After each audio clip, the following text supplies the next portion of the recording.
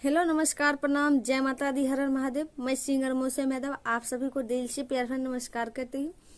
और आज एक मैं सरस्वती पूजा का सॉन्ग सुनाऊंगी जो बुलेट पर भैया मूर्ति कीन लायदा। अगर आप लोग को अच्छा लगे तो लाइक कमेंट शेयर जरूर करिएगा। चलिए सुना रहे हैं। दुआरा पे माई के पंडाल सजैबै, मुंगेर से लाई के मूर्ति बैठैबै। दुआरा पे माई के पंडाल सजैबै, मुंगेर से लाई के मूर्ति बैठैबै। खारा नहीं रहता हूँ गेट पर भैया, मूर्ति किन लाई दया के डेट पर भैया। बुलेट पर भैया हो, बुलेट पर भैया, मूर्ति किन लाई द बुलेट पर भैया। बुलेट पर भैया हो, बुलेट पर भैया, मूर्ति किन लाई द बुलेट पर भैया। सुन विद्या के माई बड़ा ज्ञानी छिकै, सर सरगम के माई महारानी छिकै।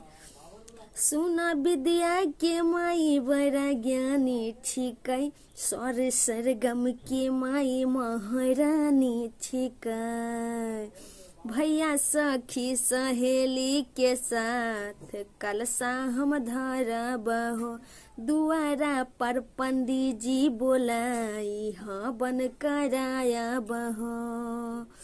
डीजे बजायब सुना गेट पर भैया, डीजे बनायब सुना गेट पर भैया। बुलेट पर भैया हो, बुलेट पर भैया, मूर्ति किन लाई द बुलेट पर भैया। बुलेट पर भैया हो, बुलेट पर भैया, मूर्ति किन लाई द बुलेट पर भैया। बिनती छ सपना पुराई दान हो, संगे सचिन सुमन के लैला न हो। भैया बिनती छ सपना पुराई दान हो, संगे सचिन सुमन के लैला न हो। सुन जम लागल होतै हो, मुंगेर के घाट से हो। कहै छिया भैया हमें आज बात तू काटा न हो। मूर्ति किन लाई दया के डेट पर भैया, मूर्ति किन लाई दया के डेट पर भैया। बुलेट पर भैया हो, बुलेट पर भैया, मूर्ति किन लाई द बुलेट पर भैया।